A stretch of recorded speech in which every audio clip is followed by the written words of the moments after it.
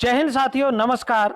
मैं Udayveer Singh Mavi, lecturer in chemistry, आपका स्वागत करता हूं आज एक special capsule course inorganic chemistry के लिए, जिसमें आज हम पढ़ने वाले हैं 2 घंटे में complete periodic classification in one shot.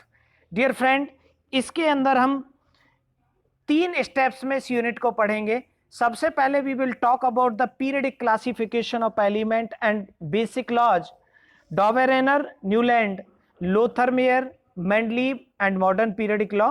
Then we will talk about the modern periodic table, division in groups, periods and blocks, and after that we will completely study the different blocks of periodic table S, P, D and F block with questions for IITG and NEET examinations. So dear friend, let's start and please enjoy.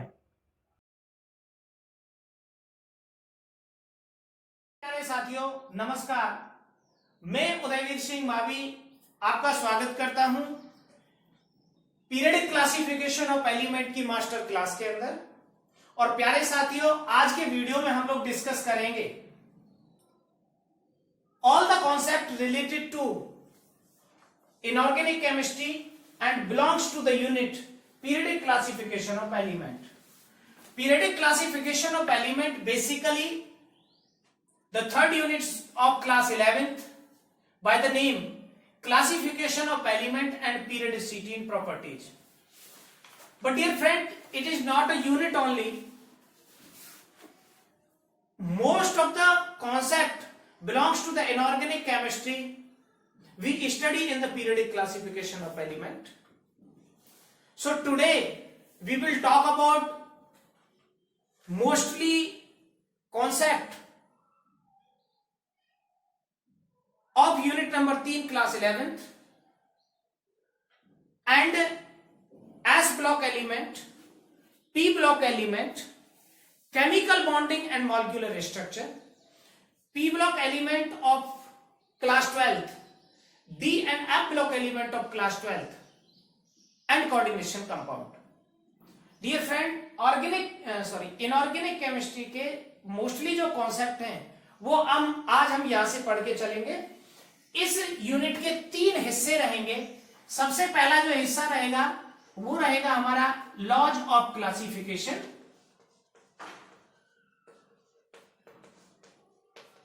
Laws of classification में जो पहला attempt था classification का, which is done by JE Dobereiner, और उन्होंने दिया था tried law. Second classification जो दिया था वो दिया था न्यूलैंड ने ऑक्टेव लॉ। तीसरा एक लॉ दिया था डॉबेरेनर ने, डॉबेरेनर कर्व, और डॉबेरेनर के कर्व बेस्ड थे density is equal to mass upon volume. तो वो वॉल्यूम और डेंसिटी के कर्व थे जो लोथरमेयर ने दिए थे। उसके बाद जब first systematic classification of element is done bye Dmitry Mendeleev, तो हम मेंडलीव का क्लासिफिकेशन का जो लॉ था उसको देखेंगे। मेंडलीव्स क्लासिफिकेशन, और मेंडलीव के क्लासिफिकेशन में कुछ ड्रॉबैक्स रह गए थे जो बाद में पूरा किए गए मॉडर्न पीरियडिक लॉ से, which is given by Henry Moseley. Modern periodic law and modern periodic table which is given by Niels Bohr. तो ये हमारा बेसिक पार्ट रहेगा जिसके बारे में हम जानेंगे। सबसे पहले हम शुरुआत यहीं से करेंगे। जो सेकंड पार्ट हमारा रहेगा वो रहेगा फिजिकल प्रॉपर्टीज, जो हम स्टडी करेंगे कुछ बेसिक प्रॉपर्टीज को लेकर, और जिसमें मेन जो 3 प्रॉपर्टीज हमारी रहेंगी वो रहेगी atomic radii, ionisation potential and electronegativity. ये वो प्रॉपर्टी हैं जिनसे बहुत सारी प्रॉपर्टी डिसाइड होंगी। उसमें हम एनोमेलस बिहेवियर भी स्टडी करेंगे, डायगोनल रिलेशनशिप को भी स्टडी करेंगे, इनर्ट पेयर इफेक्ट को भी रीड करेंगे, screening effect, lengthened contraction, there are so many properties. Then we will talk about the chemical properties. और जब हम इन केमिकल प्रॉपर्टीज का जिक्र करेंगे तो इसके अंदर बहुत सारे unlimited number of trends are there, और हम टोटल 5 केमिकल प्रॉपर्टीज को डिस्कस करेंगे। उसमें एक सबसे मेजर केमिकल प्रॉपर्टी हमारी रहेगी ऑक्सीडेशन स्टेट, जो कि हम पूरी पीरियडिक टेबल के लिए डिस्कस करेंगे। अगर आप इस एक वीडियो को देखते हो तो आपको ये प्रॉपर्टी किसी भी यूनिट में, एस ब्लॉक हो चाहे पी ब्लॉक हो या डी एंड एफ ब्लॉक हो, किसी में अलग से ऑक्सीडेशन स्टेट को पढ़ने की नीड नहीं होगी। तो ये टॉपिक हम कंप्लीट कवर करेंगे। उसके बाद एक कॉमन टॉपिक हमारा रहेगा रिएक्शन विद वाटर। ये सारे पीरियडिक टेबल के एलिमेंट वाटर के साथ रिएक्शन करके किस तरह के कंपाउंड बनाते हैं एंड द कंपाउंड फॉर्म्ड, उनकी नेचर कैसी होती है। Then we will talk about the reaction with oxygen, और ये भी हम पूरी पीरियडिक टेबल के हर ग्रुप के लिए स्टडी करेंगे। ऑक्सीजन के साथ रिएक्शन, मोस्टली कंपाउंड ऑक्साइड बनाएंगे, वो ऑक्साइड किस तरह के होंगे, उनका बिहेवियर क्या होगा। देन हम स्टडी करेंगे रिएक्शन विद हाइड्रोजन, तो हाइड्राइड्स बनेंगे, रिएक्शन विद हाइड्रोजन। और लास्ट का हमारा रहेगा रिएक्शन विद हैलोजेंस। ये टोटल हम 5 केमिकल प्रॉपर्टीज डिस्कस करेंगे, और इसके अलावा एक कॉमन केमिकल प्रॉपर्टी रह जाएगा कि कोई भी मेटल नॉन मेटल के साथ कैसे रिएक्शन करेगा, या कोई एक एलिमेंट दूसरे एलिमेंट के साथ कैसे रिएक्शन करेगा। तो अब हम सबसे पहले शुरू करते हैं मेंडलीव के पीरियडिक लॉ से। प्यारे साथियों, मेंडलीव ने जो पीरियडिक लॉ दिया था उसमें कहा था जो प्रॉपर्टीज होती हैं एलिमेंट्स की, physical and chemical properties are the periodic function of their atomic mass, atomic mass पर डिपेंड करती हैं। और मेंडलीव की पीरियडिक जो टेबल और लॉ थी वो फेल हो गया था because of this. Atomic mass वो fails to assign the position for isotopes, fails to assign the position for hydrogen, and also fails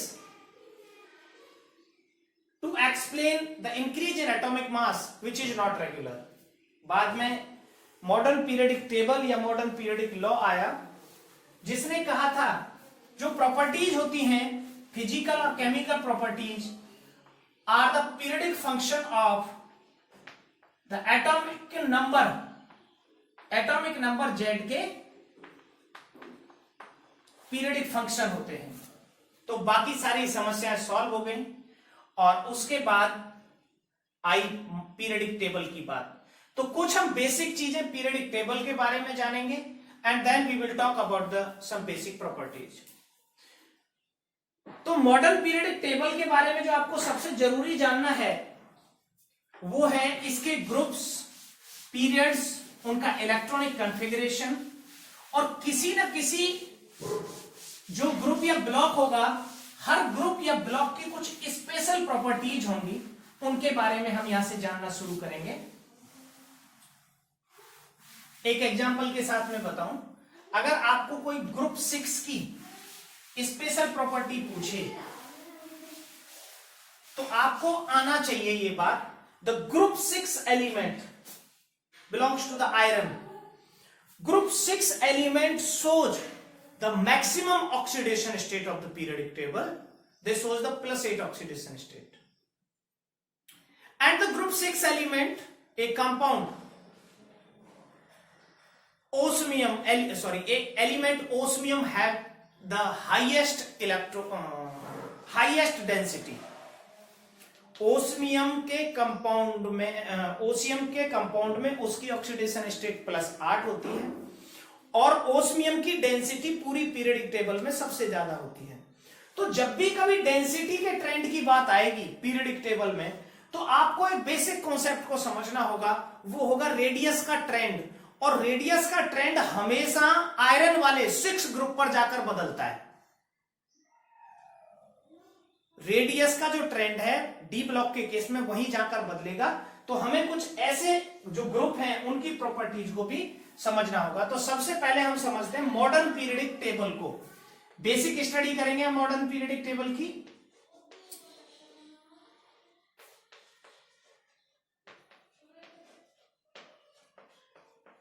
और सबसे पहली जो बेसिक बात है वो ये है, मॉडर्न पीरियडिक टेबल में 7 पीरियड्स होते हैं। Period number 1 2 3 4 5 6 7। पीरियड नंबर 1 के अंदर सिर्फ 2 एलिमेंट होते हैं। पीरियड 2 में 8 elements are there and the period 3 have again 8 element. Period 4 have 18 element. Period 5 have 18 element.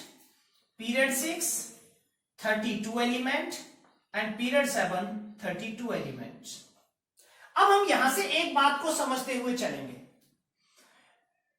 पूरी इनऑर्गेनिक केमिस्ट्री का जो एक सबसे इंपॉर्टेंट कॉमन टॉपिक रहेगा वो रहेगा इलेक्ट्रॉनिक कॉन्फ़िगरेशन। इलेक्ट्रॉनिक कॉन्फ़िगरेशन से बहुत बार सीधे क्वेश्चन पूछे जा सकते हैं, और अगर सीधे क्वेश्चन नहीं पूछे जाएंगे तो chemical property, all the chemical properties of element depends on electronic configuration. और कुछ फिजिकल प्रॉपर्टी, जैसे अगर कोई एलिमेंट ऑक्सीडाइजिंग एजेंट होगा, रिड्यूसिंग एजेंट होगा, आयनाइजेशन पोटेंशियल को अफेक्ट करेगा इलेक्ट्रॉनिक कॉन्फ़िगरेशन। और इलेक्ट्रॉनिक कॉन्फ़िगरेशन डिसाइड करेगा किसी भी एलिमेंट का magnetic character. Electronic configuration decide करेगा किसी भी एलिमेंट के जो कंपाउंड है वो कलर्ड होंगे या नहीं होंगे। तो इलेक्ट्रॉनिक कॉन्फ़िगरेशन को जानना सबसे जरूरी है। और इलेक्ट्रॉनिक कॉन्फ़िगरेशन को हम 2 तरीके में पढ़ते हैं, पीरियड्स में और ग्रुप्स में। तो बेसिक चीज मैं आपको यहां बता देता हूं, ये आपबाउ प्रिंसिपल होगा। पहले जो पीरियड होता है उसमें 2 एलिमेंट होते हैं and both 2 element belongs to the 1s। The second period have 8 element and out of these 8 element 2 element belongs to the 2s and remaining 6 element belongs to the 2p. Period third, again the first 2 element belongs to 3s and remaining 6 belong to 3p.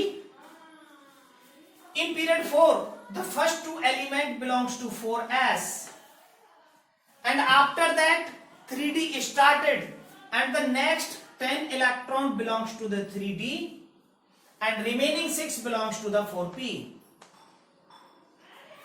Same in period 6, period 5, 5s 2, 4d 10 and 5p 6. तो 18. In period 6 2 element जो सबसे पहले वाले होंगे वो जाएंगे 6s में। After that एक जाएगा 5d में। उसके बाद रिमेनिंग 14। एक क्वेश्चन आता है, बड़ा इंटरेस्टिंग क्वेश्चन है, बहुत बार पूछ लिया जाता है और इससे कई केमिकल प्रॉपर्टीज भी डिसाइड होती है। मैं एक एग्जांपल देके बताता हूं। 12th क्लास के डी ब्लॉक में एनसीईआरटी में क्वेश्चन नंबर 1, उसमें कई सारे एलिमेंट का आपको इलेक्ट्रॉनिक कॉन्फ़िगरेशन पूछा है। एलिमेंट भी दिए हैं, कुछ आयंस भी दिए हैं और उसी में पूछा है मैग्नेटिक बिहेवियर। तो मैं यहां से एक एग्जांपल देके बताता हूं। जो आपका 6s है, 6s2, ये आप लेंगे जीनन 54। जीनन 54 के बाद रुबिडियम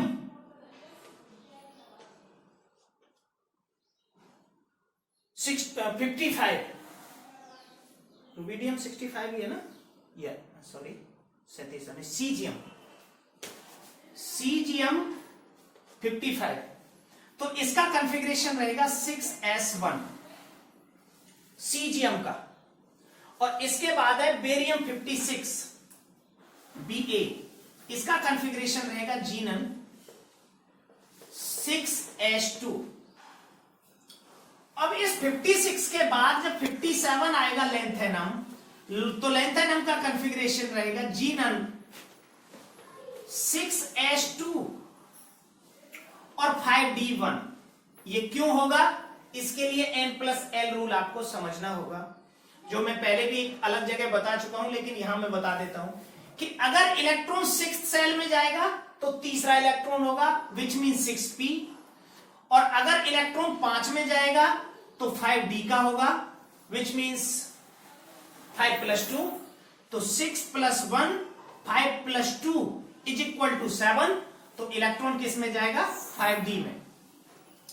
लेकिन यहां के बाद एक और समस्या आ गई कि इसका 4th सेल भी इनकम्प्लीट है, क्योंकि 4th सेल में अभी तक कितने इलेक्ट्रॉन है, 18।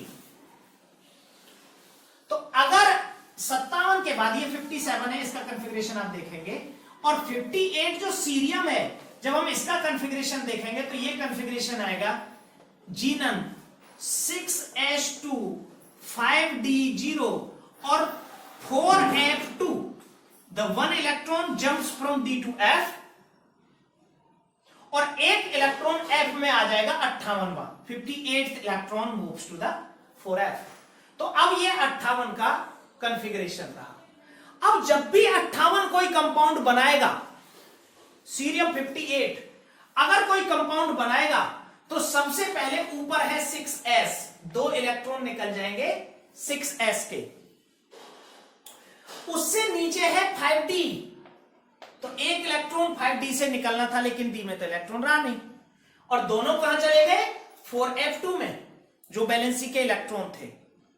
तो जो f का एक इलेक्ट्रॉन था अपना, वो तो जाएगा निकल, लेकिन उससे पहले वो कहां जाएगा, d में।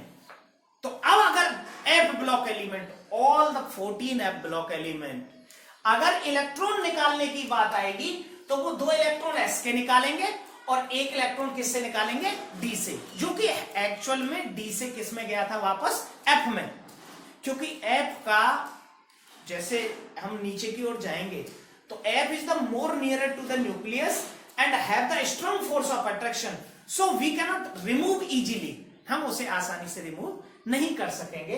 तो जो इलेक्ट्रॉन निकल के जाएगा वो निकल के जाएगा यहां से, that is by all the f block element shows the most common oxidation state +3, all the f block element, because एक इलेक्ट्रॉन d का निकलेगा, 2 s के निकलेंगे, और क्योंकि f n-2 में है and n-2 is the more nearer to the nucleus, so it is very difficult to remove one electron from the n-2.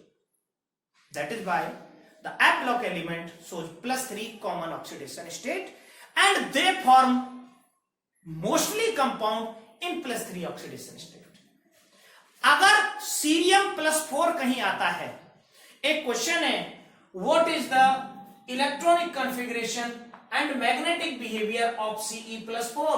तो सीरियम +4 से निकालो, 2 निकालो 6s2 से, क्योंकि सबसे ऊपर वही है, पहले वहीं से जाएंगे, और उसके बाद एक निकलेगा f से, एक d में जाएगा, एक d से निकलेगा पहले, तो 2 + 1 + 1 इज इक्वल टू 4, तो टोटल कॉन्फ़िगरेशन रह जाएगा xenon which is equal to inert gas, all the electrons are paired, so Ce+4 form diamagnetic and colourless compound. आगे चलते हैं, ये मैंने एक एग्जांपल दिया था इलेक्ट्रॉनिक कॉन्फ़िगरेशन के बेसिक क्वेश्चंस का।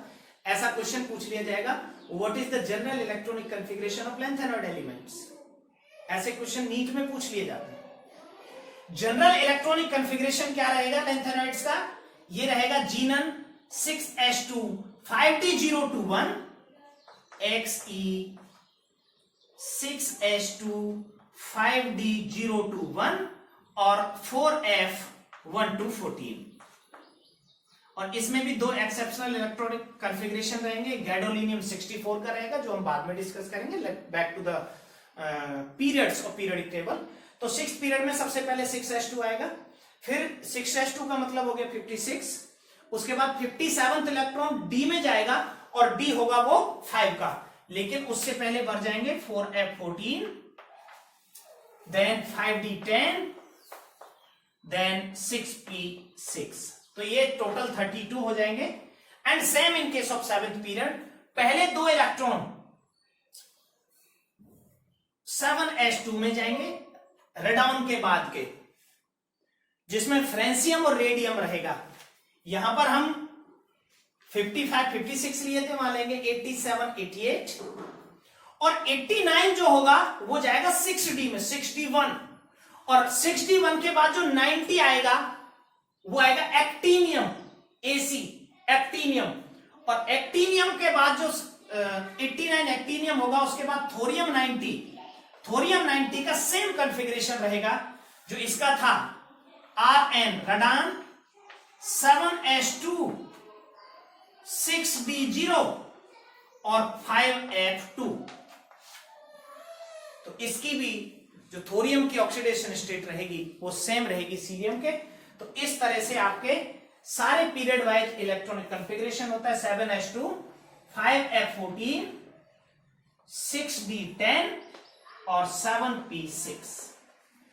ये आपके पीरियड, यही अबाउट प्रिंसिपल है, यही सारे पीरियड्स हैं। इस तरह इलेक्ट्रॉन फिल होंगे, 1s के बाद 2s, और यही n+l रूल भी है, 2s के बाद 2p, 2p के बाद 3s, 3s के बाद 3p, 3p के बाद 4s, 3d, 4p, 5s, 4d, 5p, 6s, 4f, 5d, 6p, और इस तरह से ये अबाउट प्रिंसिपल। ठीक है, और अब हम बात करते हैं पीरियडिक टेबल के ग्रुप्स के बारे में,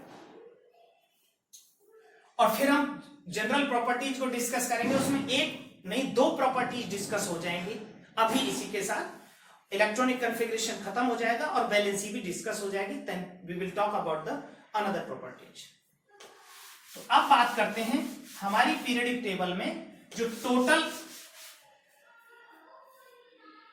ग्रुप्स हैं वो 18 हैं। जो मॉडर्न पीरियडिक टेबल है कंटेन्स 18 ग्रुप, और अब हम बात करेंगे उन 18 ग्रुप्स की एक एक करके, और कुछ प्रॉपर्टीज ग्रुप वाइज हम साथ की साथ बताते चलेंगे।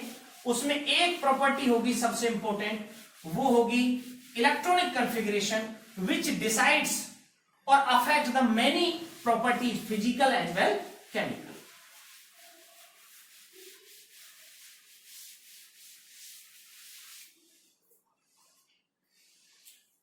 तो सबसे पहले पीरियडिक टेबल में 18 ग्रुप हैं, और जो पहला ग्रुप है वो है एल्कली मेटल्स का,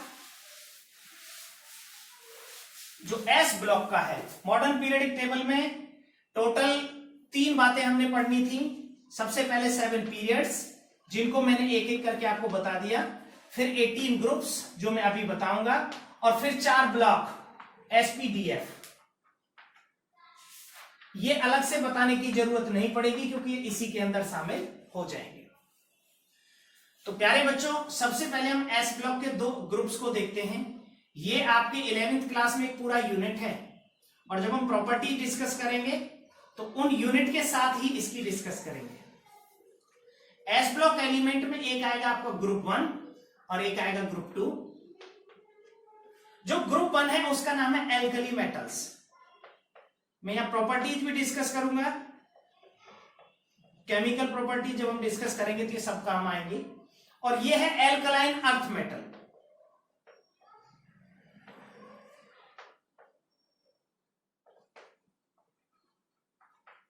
इसमें मैं हाइड्रोजन को नहीं लिख रहा हूं, lithium, sodium, potassium, rubidium, caesium, francium, ये आपका हो जाएगा 2, 3, 4, 5, 6 और 7।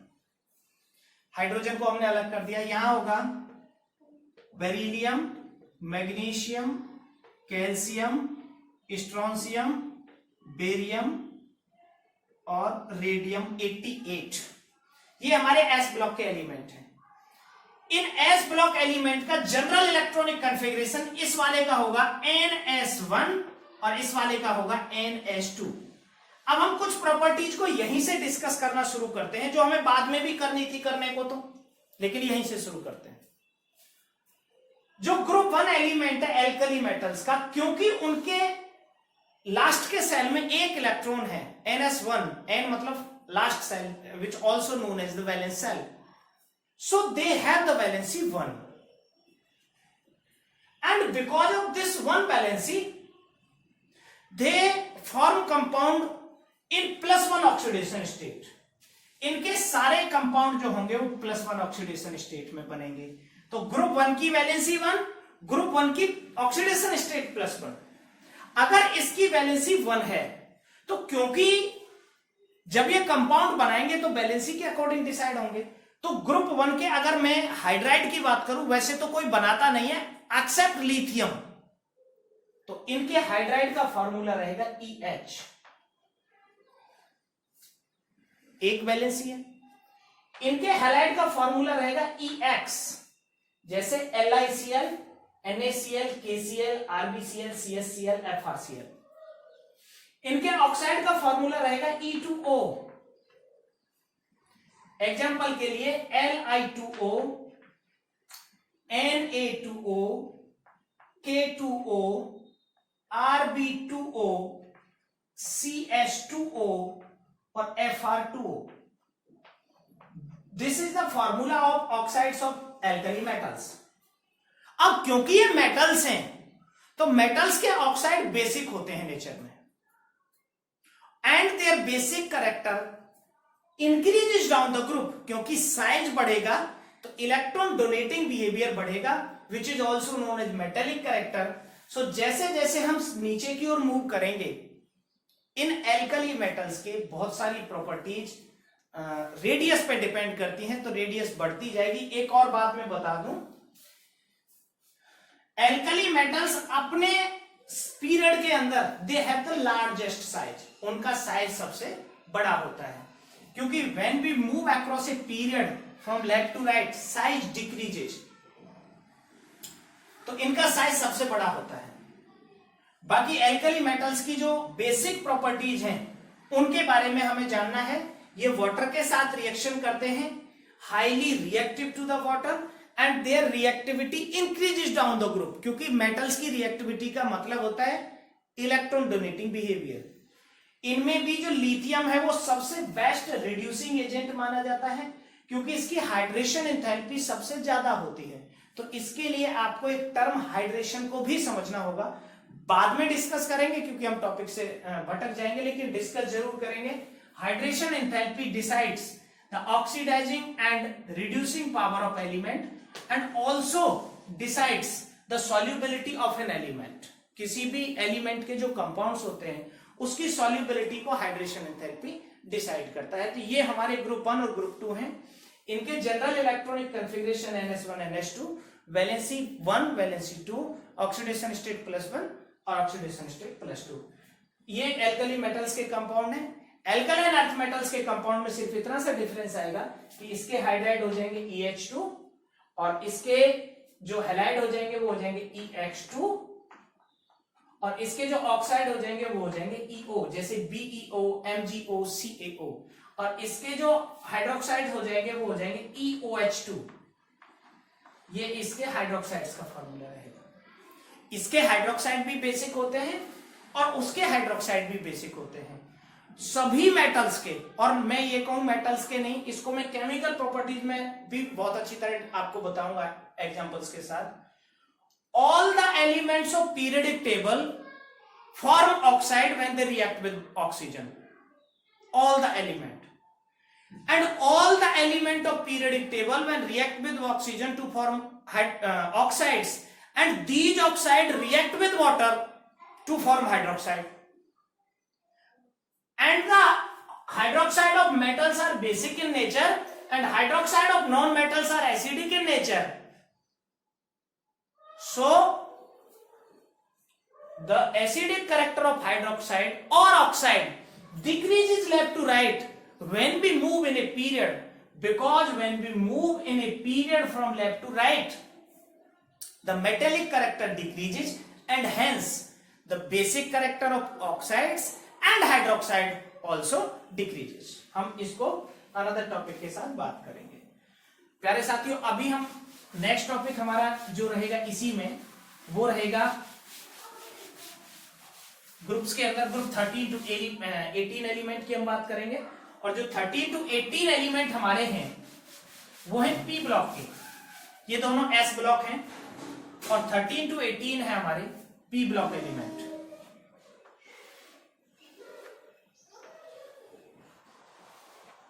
ये 13 ग्रुप, 14 ग्रुप, 15, 16, 17 और 18।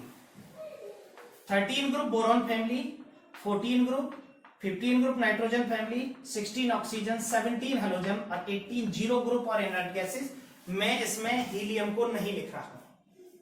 तो ये जो हमारा पहला वाला पीरियड रहेगा ये सेकंड पीरियड है, दूसरा पीरियड हमारा रहेगा थर्ड है, फोर्थ, फिफ्थ और सेवंथ। अब इसमें हमें यहां कॉमन क्या चीज जाननी है।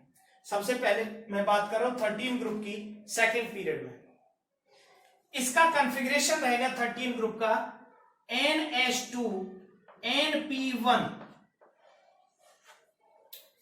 The 13 group elements have the electronic configuration NH2 NP1. They have the 3 electron in their valence shell. So the valency of 13 group elements is 3. तो 3 वैलेंसी होती है इनकी। The 14 group element have general electronic configuration NH2 NP2, have the valency 4. 15 group elements have general electronic configuration NH2 NP3. अब यहां एक दो properties ऐसी हैं जिनको डिस्कस कराना या जिनका जिक्र करना बहुत जरूरी है। जब हम लेफ्ट टू राइट मूव करते हैं तो इस वाले सभी ग्रुप के P में 1 इलेक्ट्रॉन होता है, या P2 या P3 या P4, P5 और P6। प्यारे साथियों, ये जो इलेक्ट्रॉनिक कॉन्फ़िगरेशन होता है इट अफेक्ट्स मेनी प्रॉपर्टीज। तो जो P3 होता है, क्योंकि P में 6 आ सकते हैं और 3 का मतलब हाफ फील्ड होता है, and according to Hund's principle of maximum multiplicity, अगर हमें कहीं पर 6 इलेक्ट्रॉन भरने हो तो इस तरह भरे जाएंगे 1, 2 एंड 3। तो P3 कहते हैं हम हाफ फील्ड को, और हाफ फील्ड जो कॉन्फ़िगरेशन होता है वो एक्स्ट्रा स्टेबल होता है because of high amount of exchange energy, exchange energy की ज्यादा वैल्यू के कारण। तो जब हम लेफ्ट टू राइट मूव करते हैं तो हमें इलेक्ट्रॉन अगर निकालने की बात है, मीन टू से कि if we want to talk about the ionisation potential, the general trend of ionisation potential is it increases left to right in a period because of decrease in radius. तो जैसे ही हम इधर चलते हैं तो यहां तक बढ़ता है, लेकिन जो 16 ग्रुप होता है उसका 15 ग्रुप से कम होता है, because we can not remove electron from P3 easily. ये स्टेबल कॉन्फ़िगरेशन है, तो इसके कंपैरिजन में 16 ग्रुप से इलेक्ट्रॉन को इजीली रिमूव किया जा सकता है। इसी तरह जब हम और आगे की तरफ चलेंगे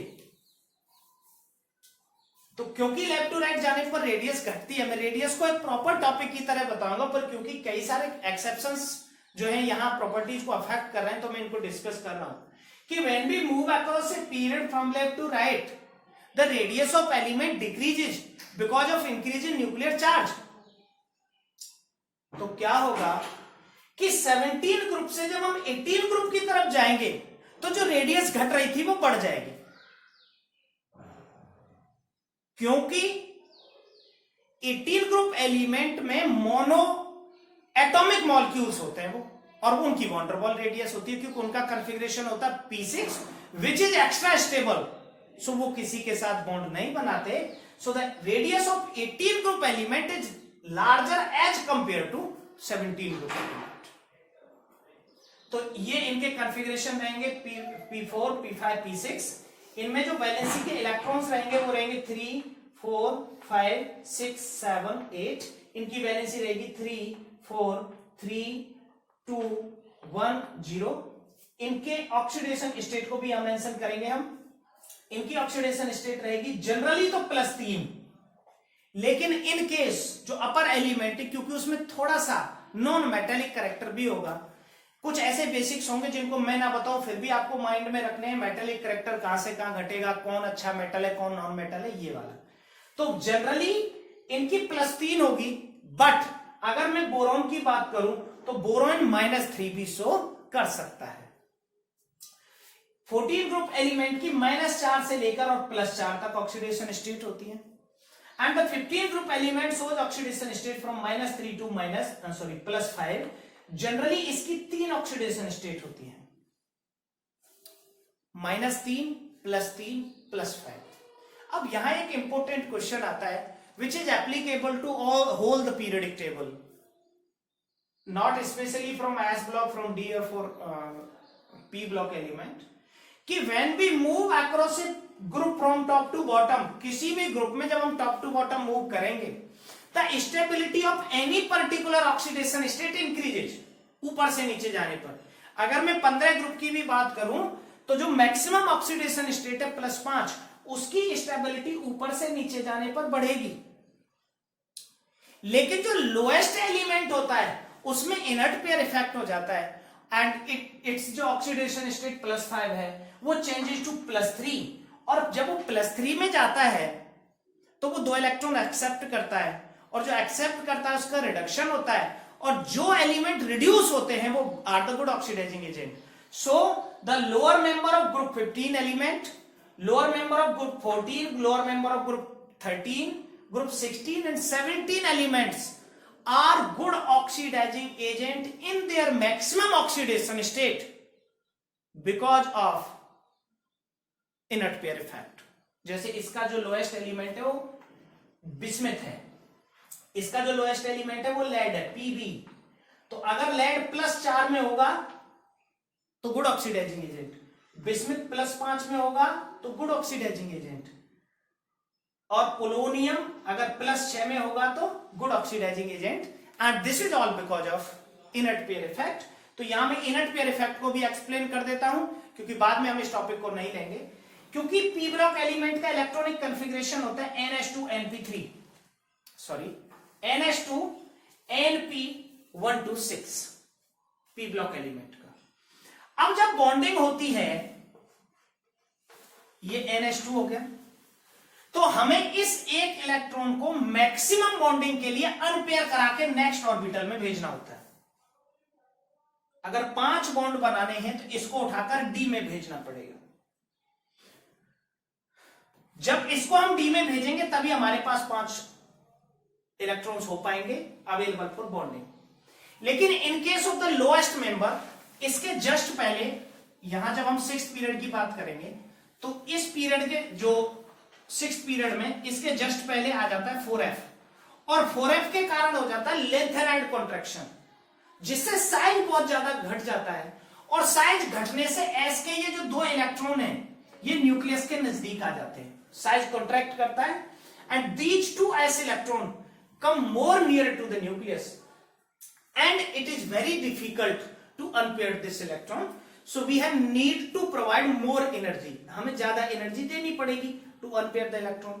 और जैसे बॉन्ड बन जाएगा तो बॉन्ड बनाने के कारण, क्योंकि इनका बड़ा साइज है, तो बॉन्ड वीक बनेगा and the energy release after the formation of bond is very small. तो टोटल रिएक्शन एंडोथर्मिक हो जाएगी, जो होनी चाहिए थी एक्सोथर्मिक, तो ये स्टेबल नहीं होता। So these 2s electron in the lowest member of P block element, ये पी ब्लॉक में इसलिए होता है क्योंकि इसके जस्ट पहले f आता है यहां पर, तो f से साइज कॉन्ट्रैक्ट करता है, जैसे साइज कॉन्ट्रैक्ट करेगा इसका अट्रैक्शन न्यूक्लियस से बढ़ जाएगा, और जैसे इसका अट्रैक्शन न्यूक्लियस से बढ़ेगा ये अनपेयर्ड होने से मना कर देंगे, तो सिर्फ जो p के इलेक्ट्रॉन है, चाहे वो यहां पर 1 हो, यहां पर 2, यहां पर 3, 4 और 5 है, सिर्फ वही इलेक्ट्रॉन बॉन्डिंग में पार्टिसिपेट कर पाएंगे। And this reluctance of NH2 electron from the chemical bonding in the lowest member of p block element called inert pair effect, and because of this inert pair effect the possibility for the stable maximum oxidation state is least in case of the lower members।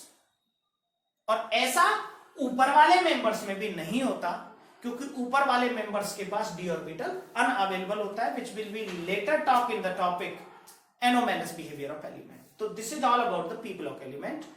और p block में 17 group हमारा है halogens का, which are the good non metals. Non metallic character ऊपर से नीचे जाने पर डाउन होगा, लेफ्ट टू राइट जाने पर बढ़ेगा। 18 ग्रुप इनर्ट गैसेज का है जिसे हम 0 ग्रुप एलिमेंट भी कहते हैं। ये जो नॉन मेटल्स हैं कोवेलेंट बॉन्ड बनाते हैं और ये आयनिक बॉन्ड भी बनाते हैं मेटल्स के साथ। तो आयनिक बॉन्ड बनाने की जो नेचर है वो आगे जाने पर बढ़ती है और पीछे जाने पर घटती है, कोवेलेंसी की जो नेचर है वो बढ़ जाती है। तो ये हम बाद में डिस्कस करेंगे। तो ये हमारा रहा एस ब्लॉक एलिमेंट। अब हम कुछ प्रॉपर्टीज है आपको डिस्कस करेंगे डी ब्लॉक एलिमेंट की। डी ब्लॉक एलिमेंट को रखा गया है एस और पी ब्लॉक एलिमेंट के बीच में, और इनका हम दूसरा भी नाम इन्हें दे सकते हैं, वो है ट्रांजिशन एलिमेंट। प्यारे साथियों, जो ट्रांजिशन एलिमेंट होते हैं इनको ये नाम इसीलिए दिया गया because in these last electron interest to n-1। Transition element 12th class में एक चैप्टर है अलग से, लेकिन ऐसी कुछ प्रॉपर्टीज हम आपके साथ डिस्कस करेंगे जो बहुत स्पेशल है ट्रांजिशन एलिमेंट की, और वो हम यही डिस्कस करेंगे इसी टॉपिक के अंदर, फिजिकल और केमिकल के साथ नहीं कर पाएंगे। तो ये जो प्रॉपर्टीज हम यहां पढ़ने वाले हैं उनके बारे में पहले थोड़ा सा समझेंगे। सबसे पहले जो प्रॉपर्टी हमें पढ़नी है वो या जो समझना है डी ब्लॉक के बारे में, ये बहुत स्पेशल एलिमेंट होते हैं क्योंकि ये बहुत टिपिकल मेटल्स होते हैं, और जिन्हें हम सच में मेटल कहते हैं वो यही होते हैं। इन ट्रांजिशन एलिमेंट का जनरल इलेक्ट्रॉनिक कॉन्फ़िगरेशन 3D का देखिए पहले, इसका होता है NS2 n-1d 1 to 10। इसका भी सेम ही होता है, लेकिन इसका थोड़ा चेंज होता है NS2 n-2f 14 और n-1d 1 to 10, और इसका भी सेम ही होता है इसके जैसा। तो ये तो इनका जनरल इलेक्ट्रॉनिक कॉन्फ़िगरेशन हुआ। अब क्योंकि इसमें इलेक्ट्रॉन n-1 में भी जाता है और ns में भी जाता है, तो इसके कारण जो n-1 का d है, ns ऊपर है और n-1 का d यहां है नीचे। अब क्योंकि इलेक्ट्रॉन यहां जा रहा है तो यहां वाला जो इलेक्ट्रॉन है और बाहर वाले जो इलेक्ट्रॉन है, आउटर मोस्ट इलेक्ट्रॉन, उनमें आपस में रिपल्सन होगा, and this repulsion is known as screening effect. तो when we move across a period from left to right in case of d block element, जैसे जैसे n-1 में इलेक्ट्रॉन की नंबर बढ़ती जाएगी वैसे वैसे फोर्स ऑफ रिपल्सन बढ़ता जाएगा, और इस रिपल्सन के कारण उसकी रेडियस भी अफेक्ट होगी, उसकी डेंसिटी भी अफेक्ट होगी, उसका आयनाइजेशन पोटेंशियल भी अफेक्ट होगा, ऑक्सीडाइजिंग रिड्यूसिंग पावर्स भी अफेक्ट होंगी। So these transition element in case of transition element the periodicity and properties is not similar to the s block and p block element. तो इनको हम अलग से study करते हैं क्योंकि इनकी प्रॉपर्टी उनसे मैच ही नहीं करेगी, और उसकी बेसिक जो थीम है वो यही है कि इसमें इलेक्ट्रॉन जब n-1 में जाता है तो वो n के s इलेक्ट्रॉन को रिपेल करता है, and this repulsion is called screening effect. अब रेडियस का जनरल ट्रेंड क्या था? When we move across a period from left to right, radius decreases. This is the general trend. क्योंकि nuclear charge बढ़ेगा। But in case of d block element, जैसे हम पहले element में गए रेडियस डिक्रीज हुई, दूसरे एलिमेंट में गए फिर से रेडियस डिक्रीज हुई, लेकिन कम डिक्रीज हुई, तीसरे एलिमेंट में गए फिर भी डिक्रीज हो रही थी, लेकिन चौथे एलिमेंट पर जाकर वो रेडियस कांस्टेंट हो गई। क्यों? क्योंकि वह दो फोर्स एक साथ काम कर रहे थे।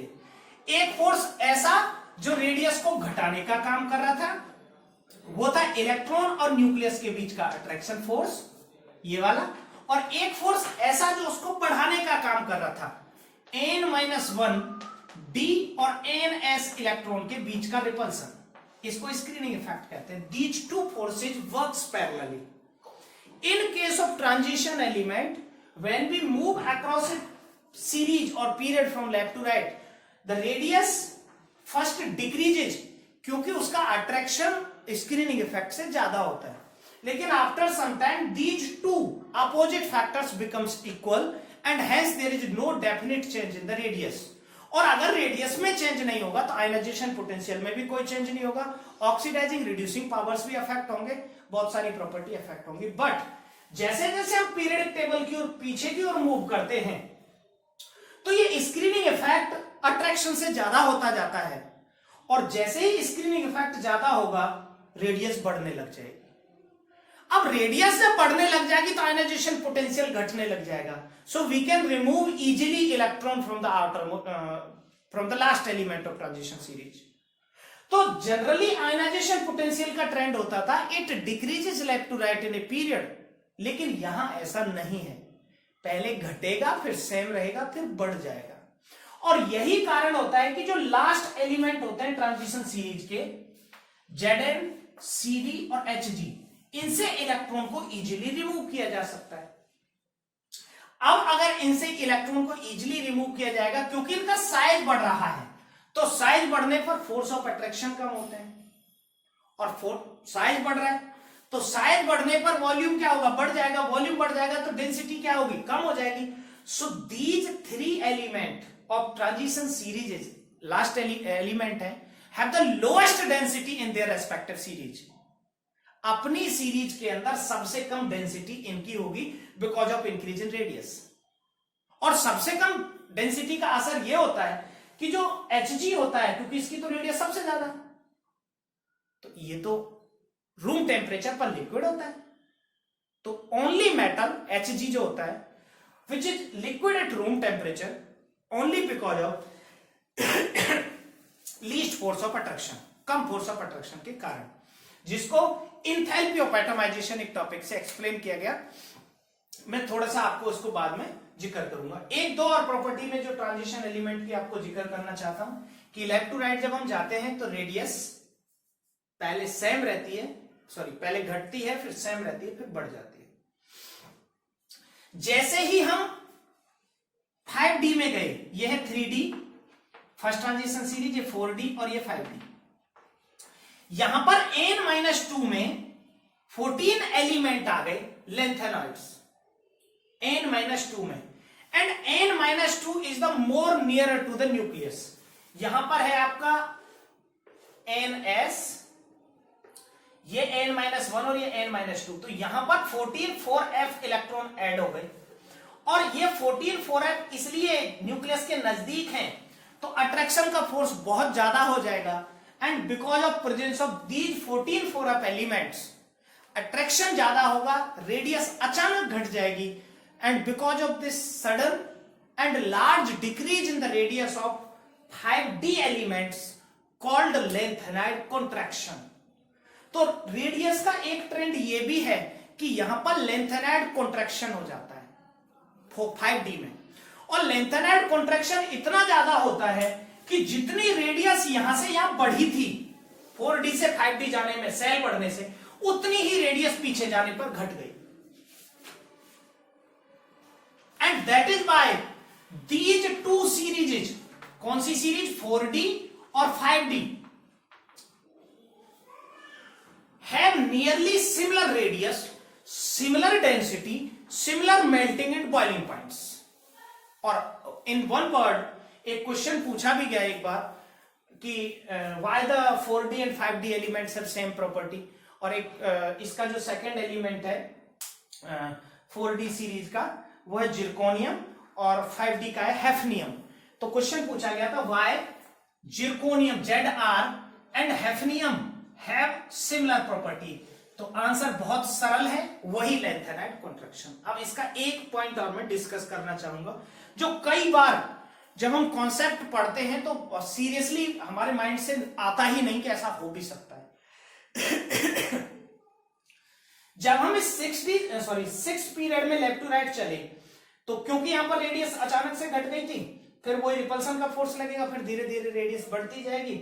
अब हम यहां पर आ जाएंगे, ये हमारा पी ब्लॉक आएगा इसके जस्ट बाद. तो पी ब्लॉक के केस में क्या देखने को मिल रहा था कि ऊपर से नीचे जाने पर रेडियस बढ़ रही थी, there is rise in radius, और मतलब मेजरेबल राइज, क्योंकि सेल बढ़ती है.